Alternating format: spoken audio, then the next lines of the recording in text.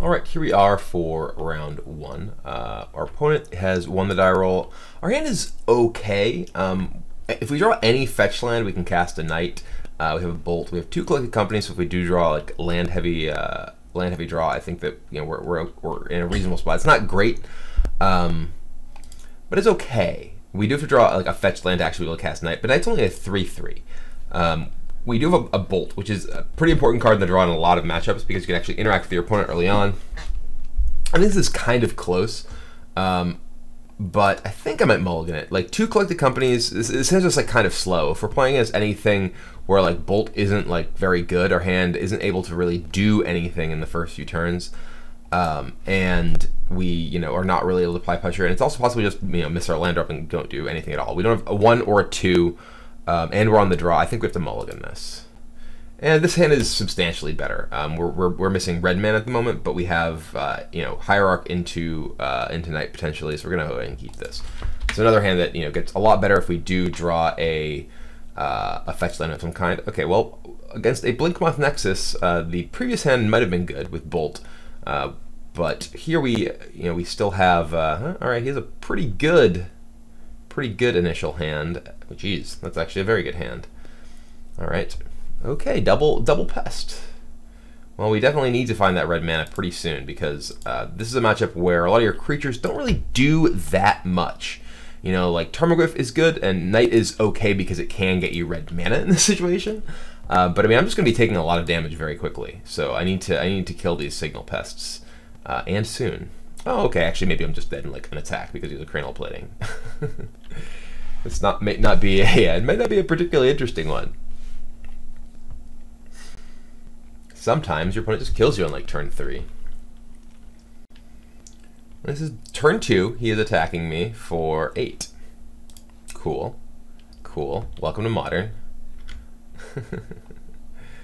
All right. A bird. Well, I'm not like dead next turn.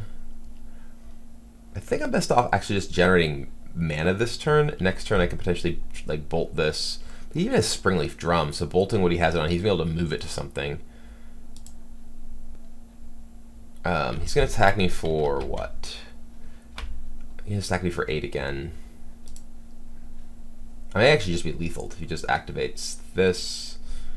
No, it's not quite lethal. Yeah, I think I just want to get mana here and say go. One of those games.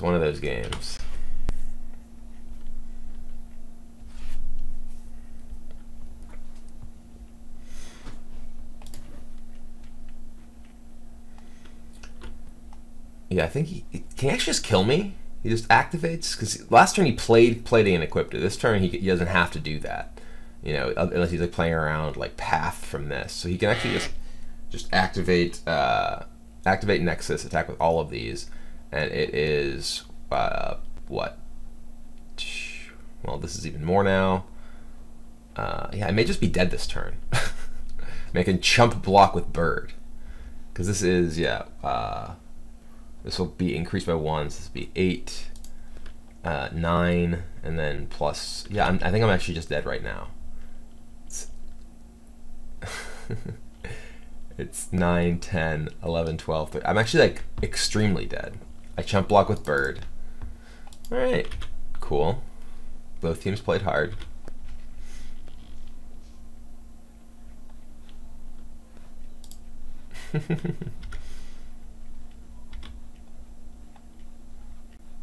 So I have to chump block with bird and take 6 damage, putting me to 6.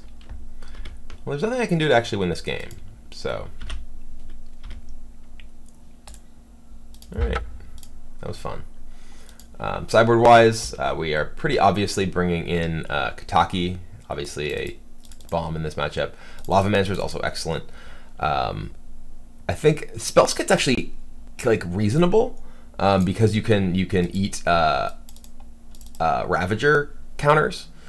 And I think that Smiter and Kitchen Finks are both pretty terrible in this matchup. Neither of them really does very much. And similarly, Scavenging Ooze is quite poor. It's a very small body to begin with and doesn't really do very much overall. You want to have as much cheap interaction and stuff that stops their key cards as possible. So we have Pride Mages and Katakis, and then our 8 removal spells and Lavamancers, and then Collected Company here allows us to dig deeper for stuff like Kataki and Pride Mages. It's the whole reason we have Kataki instead of like Stony Silence in our deck, is because Collected Company can hit Kataki and give sort of additional access to powerful sideboard cards rather than just hoping to draw them naturally. So anyway, I'm just gonna go ahead and submit this. I'm not 100% sold in the Spellscape, but I want to try it out. It's definitely being able to stop Ravager because the Affinity decks are so reliant on individual specific cards, even like cards that don't necessarily do all that much in the matchup, but do line up well against those are pretty strong. Here, this is actually a pretty reasonable hand. It's not good against a Cranial Plating, but it does have a bunch of Tarmogoyfs, which are pretty good in this matchup. We don't have a Bolt though. Like if we had a Bolt, this hand would actually be great because it's bolting a single guy and enabling Tarmogoyf is very strong. But I think I might keep this. Just because being able to ramp into Goyf, ramp into the Goyfs. Although yeah, I guess I only have Paths, so it's not really going to do very much. They'll just be like 2-3 Goyfs. They're not even that impressive. It's tough. We don't have any hate cards. I'm just gonna mulligan. All right. Well, we have a Kataki, but 1 land, and it's not even a fetch. All right. Well, double mulligan and have Noble Hire Kataki Bolt. Not going to get much better than that.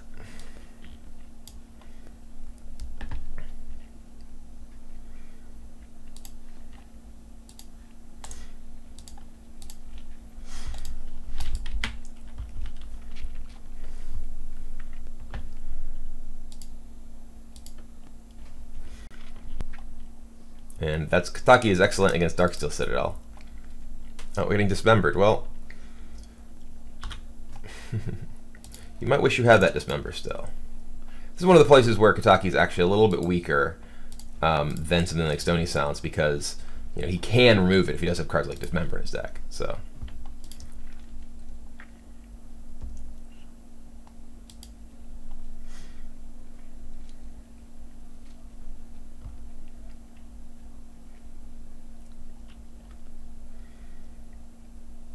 There's another one. Oh no, there's a Vault Scourge. Okay.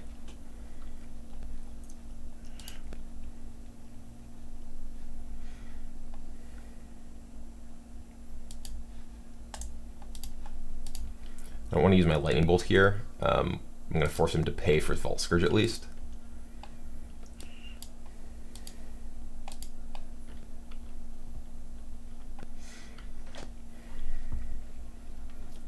And I can potentially just use Lavamancer to kill it.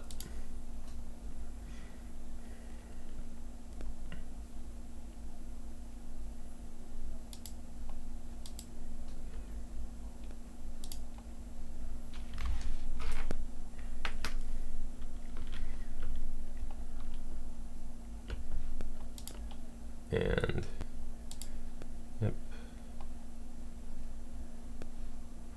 Vault Scourge gets me for 1, that's fine. Again, saving my bolt here. I'm gonna go get another Stomping Ground.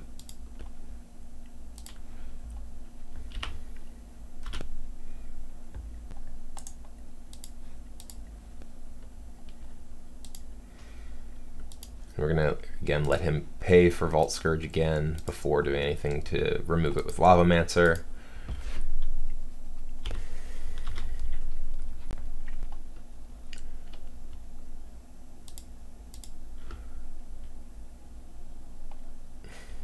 It's funny that Kataki isn't nearly as powerful as it was back when pretty much all of the lands in Affinity decks were artifact lands. Alright, we're just gonna kill it now.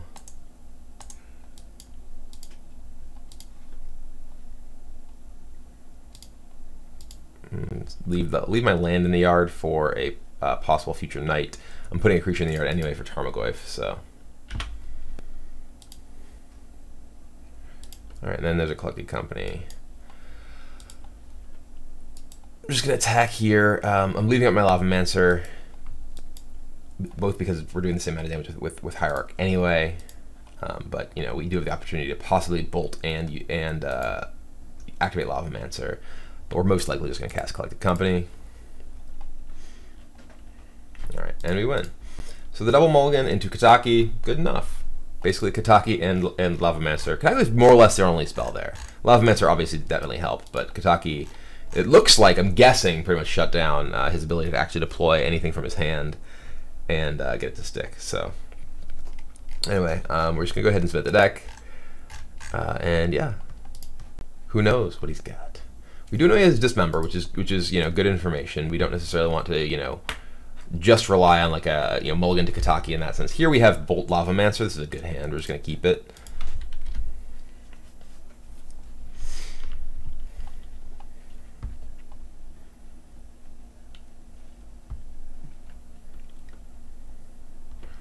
All right. And I'm just gonna play the Arid Mesa with the plan of actually just fetching probably Basic Mountain. Actually, I could just fetch Basic Mountain and play Lavamancer right now. Just get that set up. Because we have Green White, yeah, we're just gonna get Basic Mountain, play Lavamancer. We have no particular need to like bolt right away. We're gonna want to save bolt for a possible like Steel Overseer or something anyway. So bolting right away is potentially just kind of a spew. We'd rather just set up Lavamancer to have that option in the future turns. Right now we don't actually have fuel to actually enable Lavamancer, but I still think that it's probably correct for us to get it set so we can, if we just draw a fetch land, we can potentially just fetch in Lavamancer.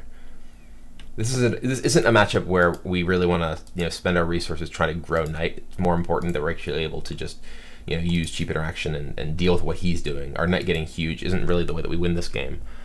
In games where like creatures on the ground are battling it out, Knight getting really big and not feeding your graveyard to Lavamancer is pretty important. But Knight does help fuel Lavamancer very, very well. We only have one actual land we can sacrifice to Knight right now, though, so that means that we don't necessarily have sort of infinite Lavamancer fuel. But every single one does just, you fetch for a fetch and then to an actual land and puts multiple lands in your yard. So every activation of Knight more or less does give you a Lavamancer activation as well.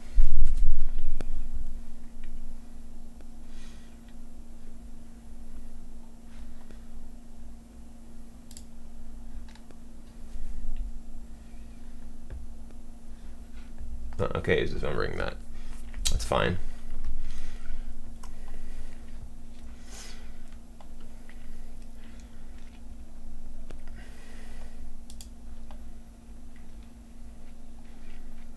All right, we're just gonna play this and play a Goyf. He's nothing to play. We want to bolt just yet. Not in a rush. Goyf's actually already pretty big. No artifact creature in the yard, but we can get it bigger with just one of these. He's a little Master of Ethereum. Okay, well. All right.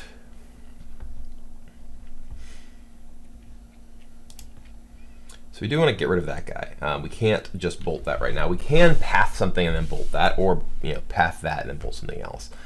I think we do just want to path the Master and attack him, and potentially hold on to our bolt for something else.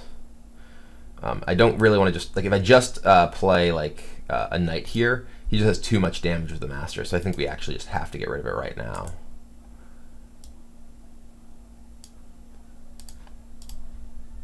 And then attack him.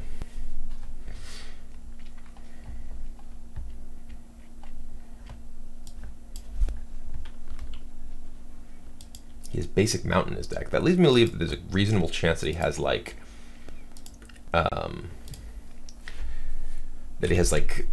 Whip Flare or something. I don't want to bolt the guy before damage because I think it's pretty important that if he does play like an Overseer, that I have an answer to it right here, because an Overseer is just going to increase his damage potential by just too much. If he does just like activate both of these and send the team, I'll bolt. Okay, well, we also just want to be able to potentially bolt whatever he equips with plating too. This is getting rough though. The plating here is going to cause difficulty.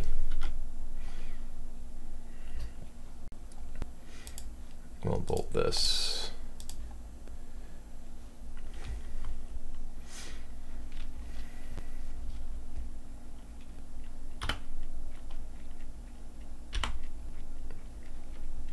can't race like the plating regardless, so I'm not like gonna wait and try and just bolt it on the Scourge. So if I just play Stomping Ground untapped, I don't think I can afford to do that. I think I need to just find a way to kill this or plating. I think maybe I need to just sacrifice my Canopy this turn, because if I just like play this untapped, go to 9, he just like activates. This becomes what, 6, 7, 8 power. I'm basically gonna die even if company finds me something good like a Pride Mage. I'm gonna be too low. So I think. Oh wait, I shouldn't have played that. I should have sacked this first. Oh no, I did not mean to do that.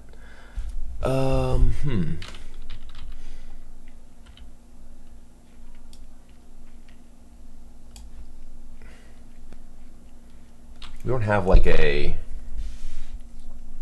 Yeah, that was really bad because now because I could have used Mountain to sack this, and then if I did Bolt or Path, I was in a reasonable position. Now I basically have to just sack this and pick which one. I have one of each gone, so yeah, this plating, just not having a way to deal with this plating is just too much right now, which is unfortunate because otherwise I'm in like. If he doesn't have plating, I mean, that's really what the matchup against Affinity often is they have a card that's super powerful, and if you can't remove it, you're in trouble. Maybe I need more Pride Mages in my sideboard. It's possible that with Collected Companies having be able to go up to like 4 Pride Mages can be just give you a lot of tools against decks like this, whether it's Affinity or like other sort of enchantment based decks or artifact based decks. So if I do just play Knight. How dead am I? Because I go to 10. Yeah, Knight doesn't do anything. That's the problem. Some of your guys just don't do anything in this matchup. I'm just going to attack with Tarmogoyf, I guess. And then say go and see what he does.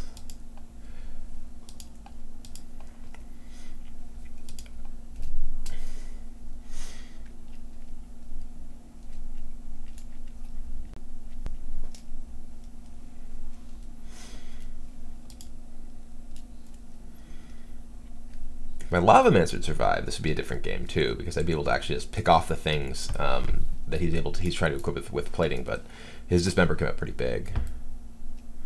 But yeah, this was just like totally. I just absent-mindedly clicked it because I was like, I want to play my land, but it was definitely incorrect. I should have canopied first, seen if I drew anything. And now here at least, like I'm kind of bluffing that I have a removal effect.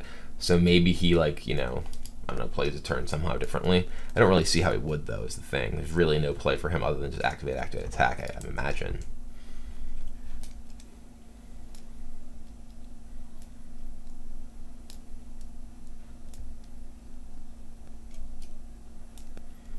Yeah.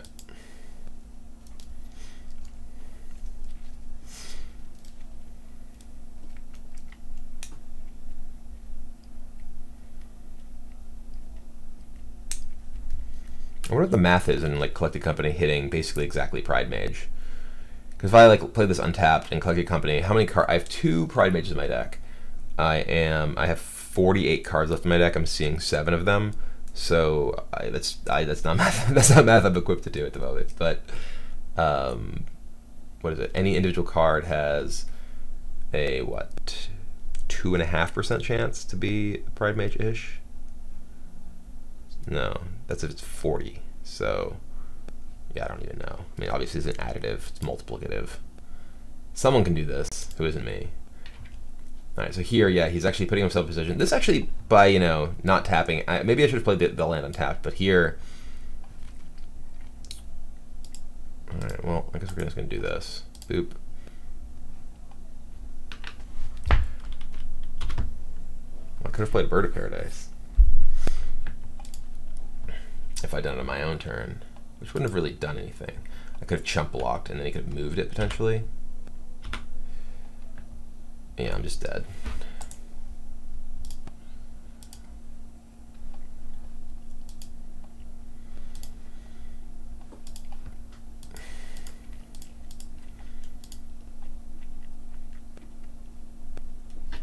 I'm curious how this would have resolved. I guess I can. I don't know, with Collected Company, or what the math is like for me how valuable it is for me to collect a company versus like how meaningful it is for me to like dig with Canopy, because I have 6 hits left that Canopy will be a removal spell. I mean, I also have the actual things I can hit with collected company as well. The things that I'm digging for to answer plating.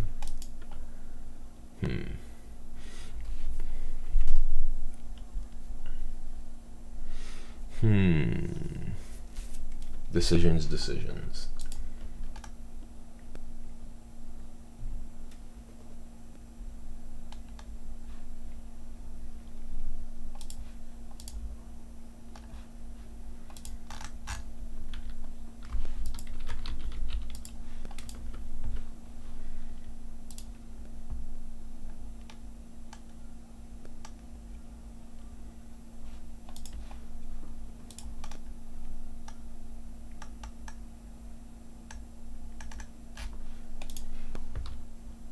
Whip Flare. Alright, well, I'm just dead. So he did have Whip Flare. The basic mountain was on to him. Alright, well, didn't go so well. Maybe I play the game a little bit differently if I play the Stomping Ground untapped. But I mean, Affinity is the sort of deck that it really does just come down to crucial cards, and we did not find the ways to deal with our opponents. It's possible. I mean, we did win game 2 with Kataki, but it's possible that Kataki, because I mean, if we drew Kataki there, it just wouldn't have been very good. Our opponent would have had to just pay upkeep and then just still kill us with Vault Scourge. So I wonder maybe if we are set on playing creatures as sideboard cards to maximize company if we want to play other stuff. But it's also possible that you still just want Stony Silence, because Stony Silence is just bananas. And I guess at this point Stony Silence wouldn't have helped either, because Cranial Plating is already equipped to a guy. But yeah, I don't know. I mean, we did draw Lavamancer, and Lavamancer would have been great if it didn't get dismembered, and maybe just having a little bit more artifact enchantment removal could be valuable. I mean, certainly could be valuable, but maybe just Pride Mage is the way to go. So anyway, well, I'm gonna unfortunately jump into 2-player queues because the 8-player events take forever to fire on Modern right now, or Magic Online for Modern right now. So we may see some wacky decks, but we're gonna at least get to put this deck through its paces a little bit more.